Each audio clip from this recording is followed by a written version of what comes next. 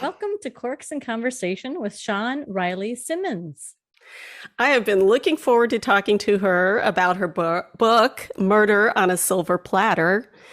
All the things we love, food, wine, and mystery.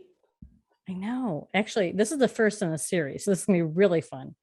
And I'm wishing we were all together, as always, but based upon her red carpet catering mysteries, I'm thinking we would have had a pretty good spread. I know, right? I think so too. And I also noticed on one of her bios that she was a wine consultant and a caterer in a former life. So I'm pretty sure you're right. Yeah. But anyway, let's talk a little bit more about this author. Shawn Reilly Simmons is the author of 7 novels in the Red Carpet Catering Mystery series and of over 20 short stories. Shawn's stories have appeared in the Malicious Domestic, Best New England Crime Stories, Bouchercon, Crime Writers Association, Writers Police Academy, we know that, right, Cathi? And Writers Crushing COVID-19 Anthologies, which I gotta get. Shawn's short story, The Last Word, won the Agatha for the best short story, and she also won the Anthony Award as co-editor of the anthology in which it appeared, Malicious Domestic 14 Mystery Most Edible. In addition to writing, Shawn also serves on the board of Malicious Domestic and is managing editor at Level Best Books. She is a member of Sisters in Crime, Mystery Writers of America, the International Thriller Writers, and the Crime Writers Association in the UK. She lives in historic downtown Frederick, Maryland, with her husband, son, and French bulldog Dino. Shawn, it is so good to be talking with you today. Well, thank you so much for having me. I'm just thrilled to be here. It's so great. Yeah. So we were talking about the wine, as we always do before we get started. We always ask people what they like, and we are so thankful that you like a red. You said you tended toward the red, and so we kind of talked about it a little bit. So we chose the Bogle Cabernet. There. I got mine too. I got my Christmas glass too. Oh, I see that. You're so festive. So organized. Okay, so first thing I get out. You guys take a little sip and I'll read the tasting notes, okay? So this Bogle Cabernet is barrel aged in American oak for 14 months. The tasting notes are cherries, plums, dark chocolate, and spicy oak. Now, I've never heard about spicy oak. That's a first. I can taste it. It's a little spice at the end, right? A little bit. I think this is a very, very tasty, and I know I must have had it one time before, but I don't remember. But now I think I'm going to remember because I think this is a really nice drinkable Cabernet. What do you think? Yeah, especially for the price. I like it. I like the warm spicy notes, as you were saying. I think they kind of land on the back of the palate, and yeah, I like a wine that stays with me after I put the glass down. Because so many table wines, it's sort of like, it's freaking juicy water kind of. Yeah, I like a little something, and it's kind of festive because it does remind me of little holidays. So I did serve it. I did happen to serve this at our Thanksgiving table, also, by the way. Oh, cool! So I've drank quite a bit of this already. Well, it's good. Good choice. Yeah, well, you can tell I used to do this for a living, right? I can talk about a bottle of wine for 5 minutes if someone buys a case from me. That's what I used to have to do for all day long. So that's fun. I worked for a wine consultant myself for a short, just part-time. I would go into like Total Wines and do the tastings. So I didn't have to know very much. I just had to know about those couple of wines. So what did you do, Shawn, in the world of wine? I worked for a distributor, and we handled maybe 400 labels of wine. Wow! Oh, wow! And wineries from all over. And I had my territory here in town, and I would just go to restaurants and country clubs and golf courses, anyone that had a wine list or bottles of wine somewhere. And I would just have my little carrying case with my tasting stuff, the things I was really supposed to be pushing that month, and sit and talk about wine and drink wine all day long. So That sounds horrible. I feel terrible for you. That's awful. I'm so sorry. It's really tough. Someone's got to do it. I know. Right. It just sounds exhausting. Yeah. Oh, gosh. Okay, so let's get into the other reason we're here besides the wine is your book series and your writing. Yep. So Christy and I have with us today the first in your series, Murder on a Silver Platter, but you have 7 in the series. Yes. I know, which is great because I just finished this. So now I get to find out more about Penelope. About Penelope Sutherland. So she's your protagonist, and she has this red carpet catering company. And so all of the books in the series are set on different movie sets, which is brilliant because it literally allows you to go to different locales and obviously all the characters. And so I was so curious when you were coming up with this concept for your cozy. Did Penelope appear to you first, or did the catering appear, or the movie? How did it all come about? Well, thank you. That's again, thank you so much for having me, and thank you for the questions. But I love traditional mysteries. I kind of grew up on Agatha Christie, and I had so many culinary mystery just idols that I loved, like Catherine Hall Page is one of my favorite writers of all time, and luckily, I'm lucky to count her a friend. Wow. She was so excited that I was writing a culinary mystery with a caterer because she is a caterer. Okay, so I have to say, when I first read this and saw the catering, and then you're a short story writer, it reminded me of Diane Mott Davidson because she also writes a series, and she has been a short story writer as well. So I'm a huge fan of hers. So yeah, me too. I was always inspired by these writers and these kind of books, and I just love anything to do with food and drinking and movies. It's just my thing. And so when it's time for me to sit down to write a novel, I said, well, what's going to be my unique sort of take on the thing, on the subgenre of culinary traditional mysteries. And I'd had that experience. I'd had experience with my sister cooking on movie sets, and I thought, well, I've never seen that before. So that was what I did. So I said, well, this could be kind of fun because I had worked on a few sets and I'd seen the things that go on behind the scenes. And the cool thing about that I think is a bit different, and my little, clever take on it was traditional mysteries usually center around a small town or a community, and then the murders keep happening, and it's the postman or whoever Right. it's like it's like, oh my gosh, Jessica Fletcher's all her neighbors have been murderers or dead. Yeah, murder capital of the world is Cabot Cove. So, but a film set is like a community, and they pick up and move to wherever they're going. But I cooked for 3 months. Usually it's 3 or 4 months you're working on set, and I would, just observe people walking around, and there's actors and famous people, but there's also accountants and carpenters and guys that are moving the stuff around, and any hairdressers, like any number of people that would be in a community.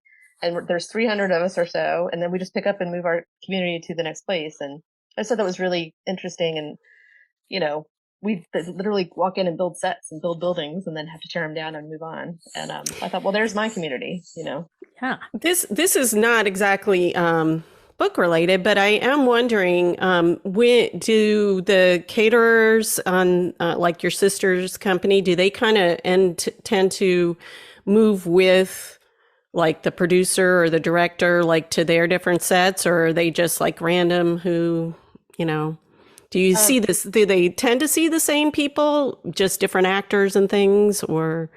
The way she usually works, she worked in New York City and LA for the same company, and she just wherever they were getting so many bids, they just sort of took the best gig that came next. So, but she was with a larger company, so you see their name on movies still.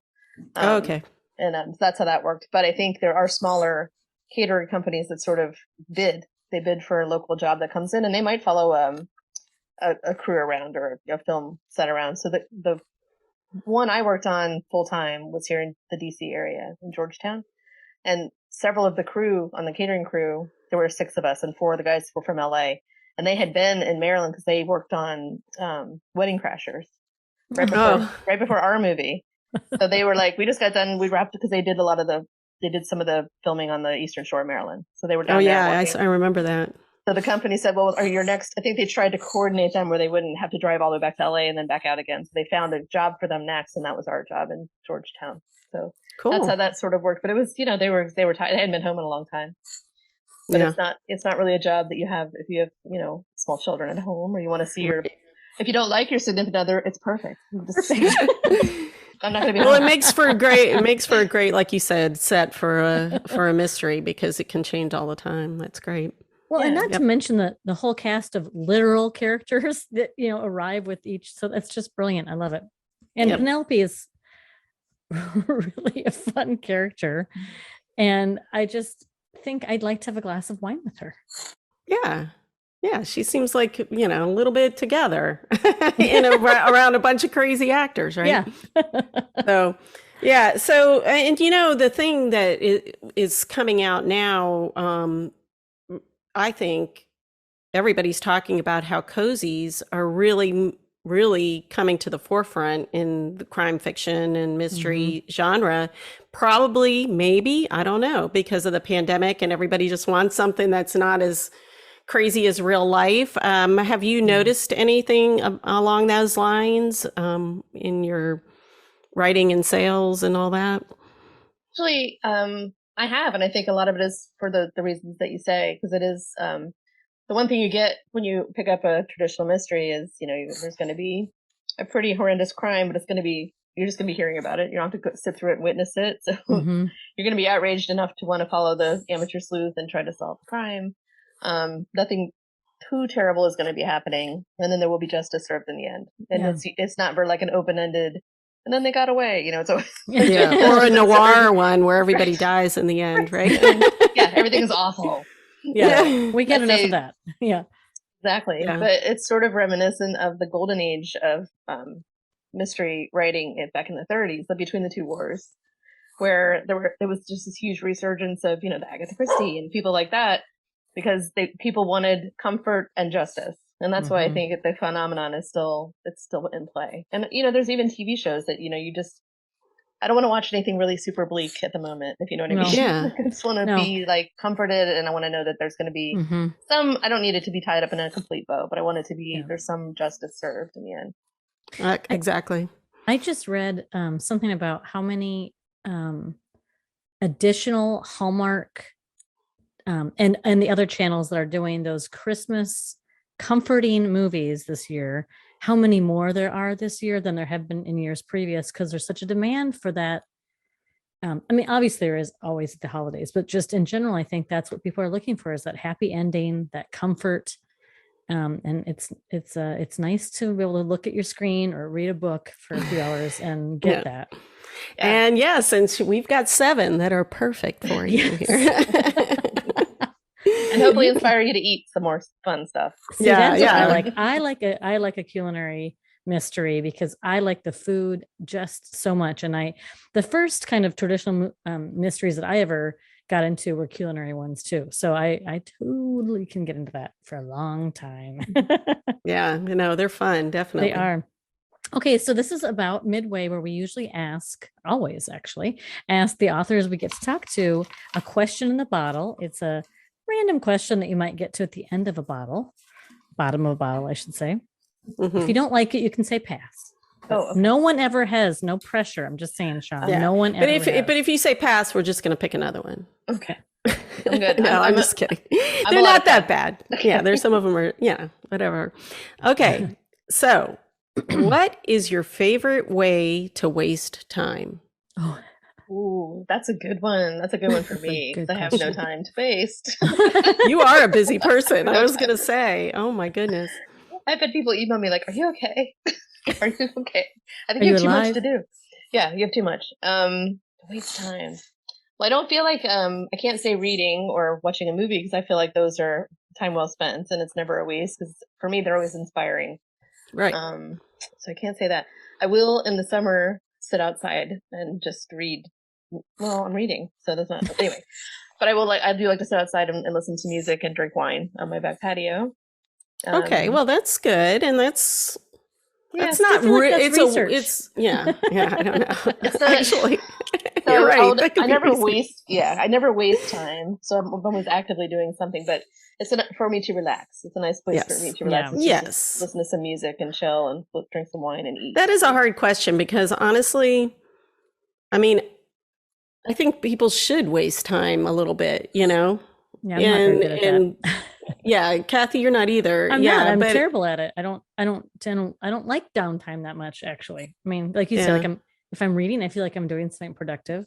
Yeah. Drinking wine, productive again. Yeah. Honestly, yeah. I mean, I guess I am a little bit that way, but at the same time, yeah. I think a lot of people are in this world, but I think probably we all should waste a little more time. We should. Well, I have a list of goals that I keep on my desk because, you know, I'm type and that's my type. But I do have like working more just nothing time, you know, more relaxing time or meditation time. Even meditation is not wasting time. I know, that's what I'm saying. It's like you make the time to do this, but in a certain aspect of things, people would say that was wasting time because it wasn't towards their job or whatever. But I think it's a good waste of time, you know? So anyway, that was a crazy question. There's no such thing as wasting time. Exactly. I call foul on the question. You can give me that one. Right, let's go back. Take that one out of that bottle. All right, here you go. Okay, how about this? If you had intro music, what song would it be and why? Ooh, that's another good one. Actually, this happened to me in real life. So what? I was doing a reading at a bar. I was doing noir at the bar. The noir at the bar. Yeah, that's great. Yeah, back when we used to do things. Yeah, and the one in DC, it was at some shady bar in DC, and they said everyone gets this song, so we had a DJ.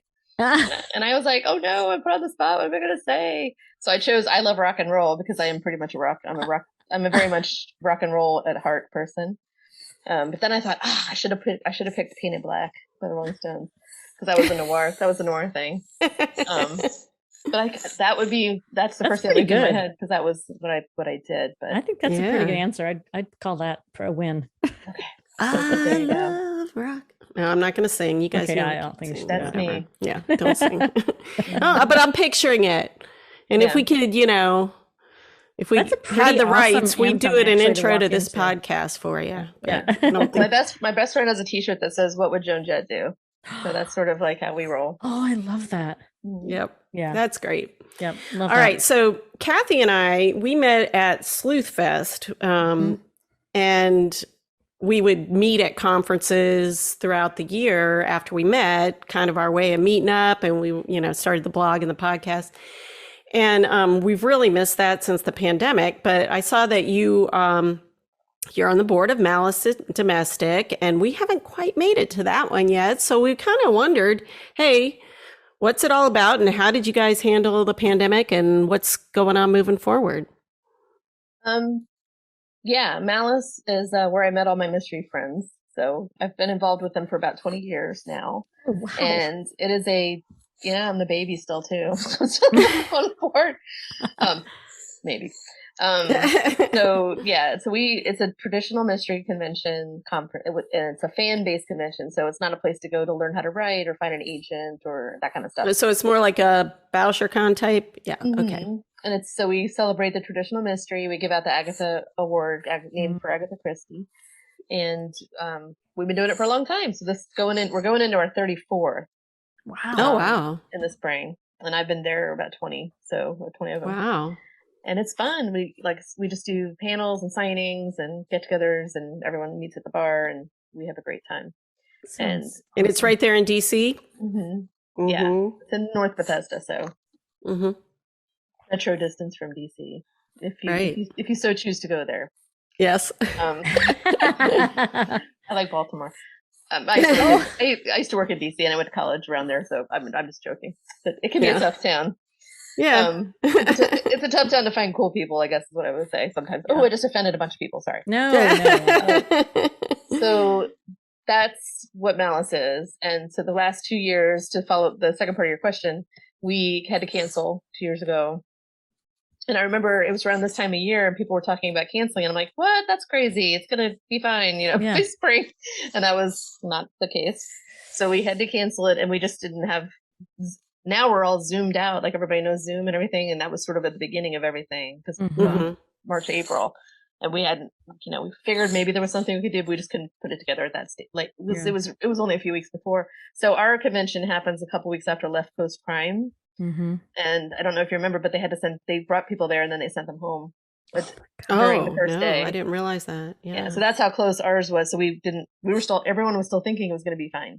So it was not fine. No. So we canceled it. And, but our community is so supportive. Most people didn't ask for their money back. They just rolled it forward.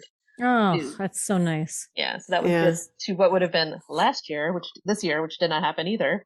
But in place of this time, a full year later, we were like, okay, we had seen BachelorCon online and we'd seen a few other things happening. So we put together a program called More Than Malice.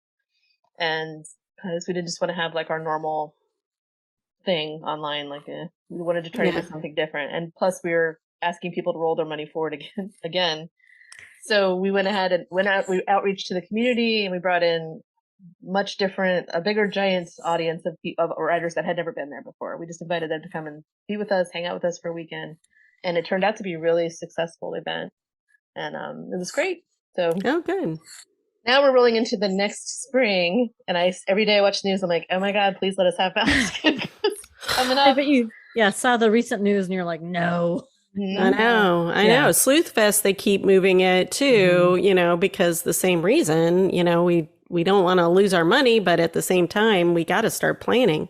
So I think we're actually going to do it in the summer. Yeah. Which is an interesting time. It's good for people coming, but it is a hot time down here. Oh, yeah. But it's so cold in the hotels anyway. And then go to the beach, right? Jump in the pool.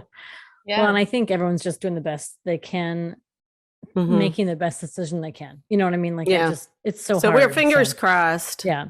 But on that note, you started a podcast during the pandemic. Also, speaking of being busy, in addition to your main gig, your writing gig, Malice Domestic. And she edits. Yeah.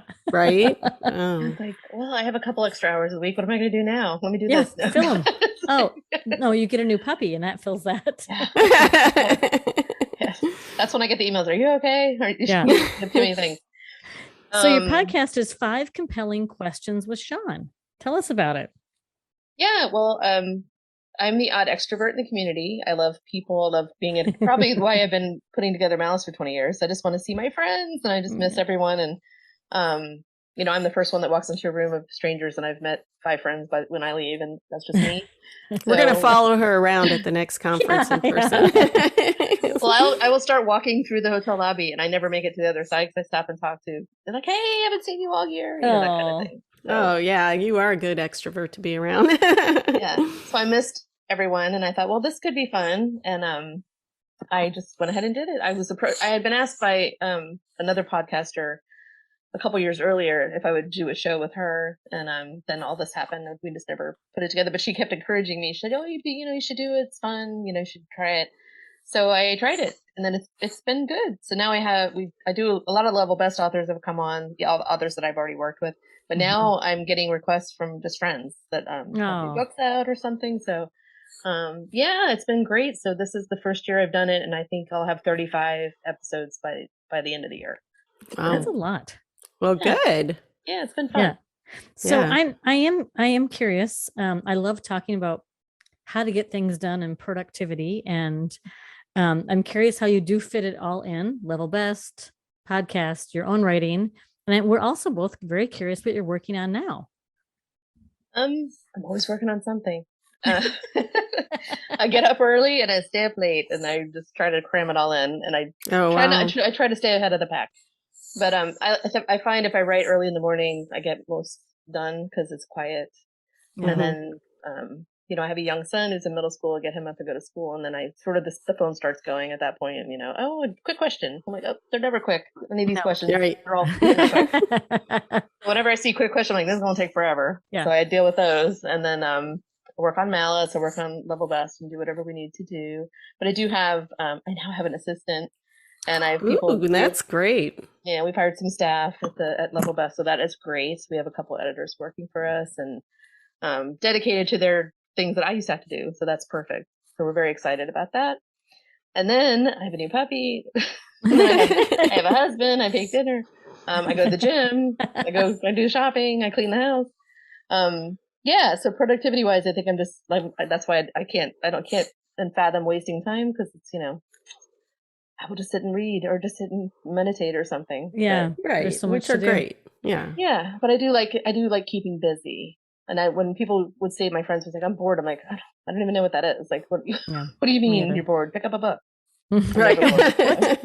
Here, I've got some things for you to do. Yeah, I'm bored. Yeah. So talk to us about, is there a writing project in the future, number 8, or are we, that's something different? Yes. Well, you did ask me that and I forgot to answer. Sorry. It was a loaded question. That's okay. Yeah. We're drinking wine. Cheers. Cheers. I go off on tangents quite often. That's why I was a good salesperson. Like, did I ever tell you about that time I was down in Napa and we did this? By the time you're done, they're like, okay, we'll buy a case. We'll buy it. I'll buy a case if you just get out of here. So yeah. No, nobody ever said that to my face. No. So I'm working on a lot of short stories. I've been invited to write short stories for several different anthologies, and I'm working on those now. I do have an 8th book in the series that is finished. My publisher decided not to continue the series after number 7, but they decided not to continue anyone's series at all at their publishing house. So I will probably have the 8th book somewhere else eventually. So, but I'm not sure what they're up to. I don't know. I think it's pandemic related. Or they may just say, hey, turn it in. I'm not sure. So that's what's going on with that. And I'm working on a standalone novel that's a domestic suspense, so a little bit different for me. Ooh. Yeah. Yeah, but nothing too crazy scary. Just a little more. Yeah, a little more. Edgy. Yeah. Yeah. And I'm sure there'll be food in it, so because I can't get away from it. Yeah. Oh yeah, I know. Yeah, those are the best.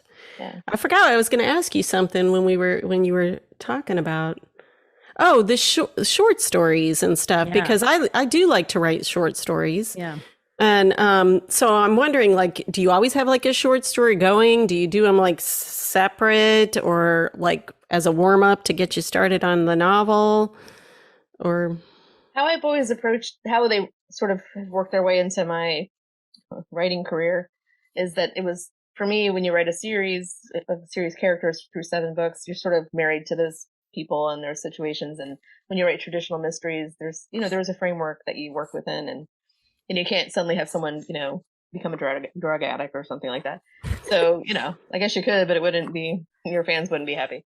So the short stories for me were a place to get a little weird, get a little darker, stretch, try to write a thriller, different little scenarios. So that was for me, it was really fun. So I used to refer to them as a palate cleanser. It was just really fun way to food related. Clean, right. I get it. Yeah. Yeah. So that's how I always, but the very first thing that I ever had published was a short story. And I thought, because I wrote short stories in college and for class, and I just never understood how that could be a career for someone. I thought, oh, well, obviously being a novelist is what you want to do if you want to be a writer. But right. My professor in my sophomore year of college pulled me aside and said, I think you're ready to write a novel right now. Oh, wow. And I thought, I'm 19, I'm working 2 jobs, putting myself through school, I'm working in a bar all night. I'm like, where am I supposed to find the time to do this? Yeah. But I never forgot that encouragement. She was just very, she loved my stories, and she thought, oh, good. At that time should expand it. So I did, eventually. But the I hadn't written a story since college, really, because I've been working and stuff. And I sent one I saw an open call, and I said, I had a funny idea for a story. I thought it'd be just funny. And I sent it in, and they loved it. And that was very encouraging. So that was my very first published thing. Wow. And then my novels came out the following year. So. Wow, that's great. That's how that went. So I've been asked to judge. Last year I judged the short story competition for the Scottish Writers Association. And cool. I've, judged a lot of different anthologies. So now I'm almost becoming more known for short stories. So it's like, or both. But, it's kind of like, oh, she's a short story lady. She knows about those things. All right. So the next time you have some downtime, just email me and I'll send you a short story to look at. Awesome. Be like, oh, yeah, I have nothing to do. Yeah, right. I just was asked last week. Oh, I'm sorry. No, But just, I was asked it was last week or 2 weeks ago to write a piece of flash fiction, and I'd never done that before. And I was always fascinated by that. And I thought, okay, I'll give it a try. So like eight of us got together and are doing this every week. They're releasing one. And they said, who wants to go first? I'm like, oh, me, I'll go first. So I don't have to be judged against anybody else. I'll take the leap. I'll do the first one.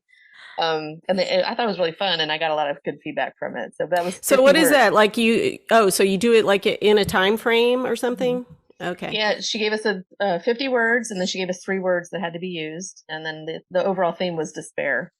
So I said, I'm gonna write about creating a scene that invokes despair in 50 words is it's a cool exercise. That does sound fun. Yeah, that's really neat.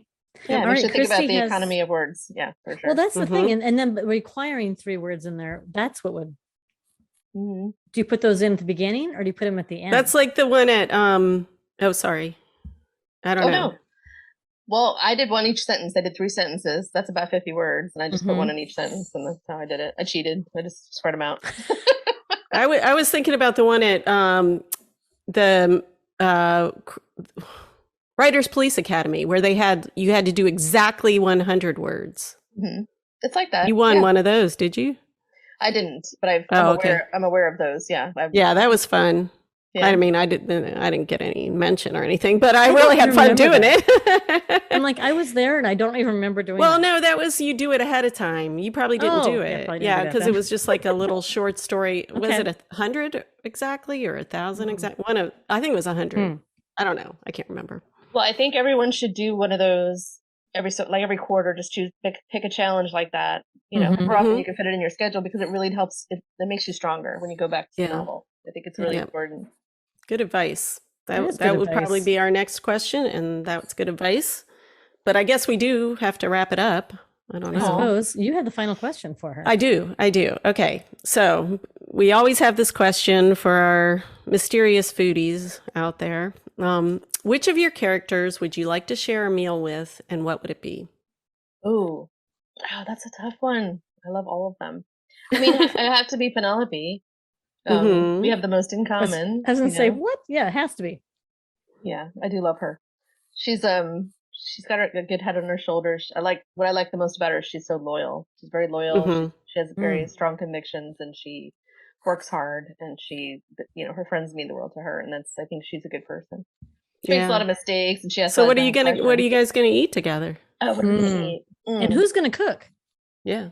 She's going to cook because she's younger and has her own catering company. Well, you could go to a restaurant if you wanted, but she'd probably rather cook for you.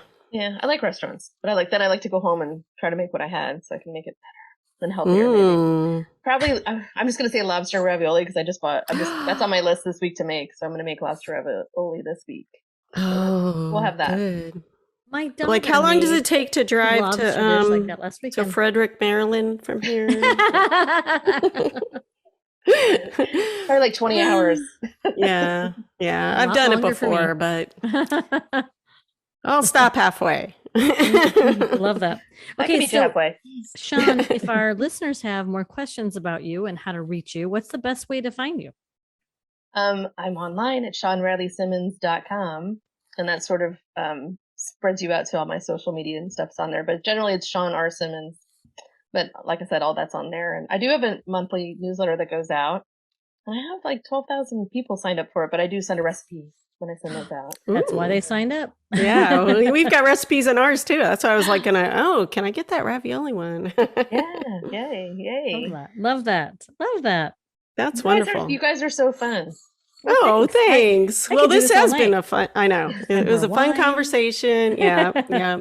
And we're so happy you joined us. Thank you. Yeah, I wasn't sure how it worked. I still have wine in my glass. I thought you had to. So we better do a cheers now. Cheers. Cheers.